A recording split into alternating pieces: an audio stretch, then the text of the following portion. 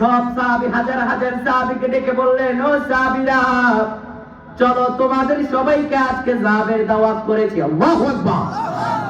সবাইকে দাওয়াত করছে, চলো। সব সাহাবীরা দলে দলে মিছিলের উপর মিছিল দিয়ে জাবের রাদিয়াল্লাহু তাআলা বাড়িতে আসে। এখন বাড়িতে আসার পরে রাসূলুল্লাহ সাল্লাল্লাহু আলাইহি ওয়াসাল্লাম বসছেন, বাইরে সাহাবীরা অপেক্ষা করছে।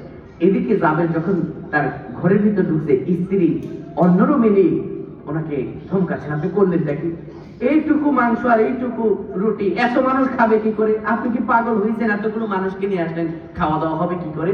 নবীজি সাল্লাল্লাহু আলাইহি ওয়াসাল্লাম অন্য রুম থেকে তো বুঝতে পারতেছেন ভেতরের অবস্থা খারাপ।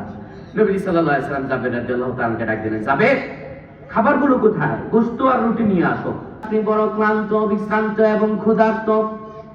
4 থেকে 5 জন সাহাবী নিয়ে চলেন, আমার বাড়িতে কিছু গোশত রান্না হয়েছে আর রুটি রান্না হয়েছে, চলেন গো নবীজি আমরা একসাথে খাবো। কয়জন সাহাবী? 4 থেকে 5 জন। বলছে কিভাবে? কানে কানে কথা বলতে পারে, মুখে কানে বলছে। কানে কানে কথা হয়, মুখে কানে। বিশ্বনবী সাল্লাল্লাহু আলাইহি ওয়াসাল্লাম এই কথা শোনার পরে সব সাহাবী হাজার হাজার সাহাবীকে ডেকে বললেন, ও সাহাবীরা, চলো তোমাদের সবাইকে আজকে জাবের দাওয়াত করেছি। আল্লাহু আকবার। সবাইকে দাওয়াত করছে, চলো। সব সাহাবীরা দলে দলে মিছিলের উপর মিছিল দিয়ে জাবের রাদিয়াল্লাহু তাআলা বাড়িতে আসে। এখন বাড়িতে আসার পরে রাসূলুল্লাহ সাল্লাল্লাহু আলাইহি ওয়াসাল্লাম বসছেন, বাইরে সাহাবীরা অপেক্ষা করছে। এদিকে জাবের যখন তার ঘরের ভিতর ঢুকছে, স্ত্রী অন্যরও মিলি ওনাকে ধমকাচ্ছে, আপনি করলেন দেখি, এইটুকু মাংস আর এইটুকু রুটি এত মানুষ খাবে কি করে? আপনি কি পাগল হয়েছেন? এতগুলো মানুষকে নিয়ে আসলেন, খাওয়া দাওয়া হবে কি করে? নবীজি সাল্লাল্লাহু আলাইহি ওয়াসাল্লাম অন্য রুম থেকে তো বুঝতে পারতেছেন ভেতরের অবস্থা খারাপ। নবীজি সাল্লাল্লাহু আলাইহি ওয়াসাল্লাম জাবের রাদিয়াল্লাহু তাআলাকে ডাক দিলেন, জাবের, খাবারগুলো কোথায়? গোশত আর রুটি নিয়ে আসো।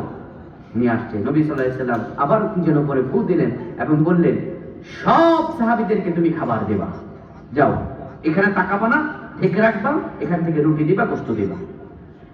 অবাক বিস্ময় সব সাহাবীরা তাকিয়ে দেখলো, যতজন সাহাবী আছে সব সাহাবীদেরকে রুটি দেওয়ার পরে, পর্যাপ্ত গোশত দেওয়ার পরে তাকায়া দেখা গেল যে গোশত আর যে রুটি, ওই গোশত আর রুটি এখনো পর্যন্ত ফুরিয়ে যায় নাই।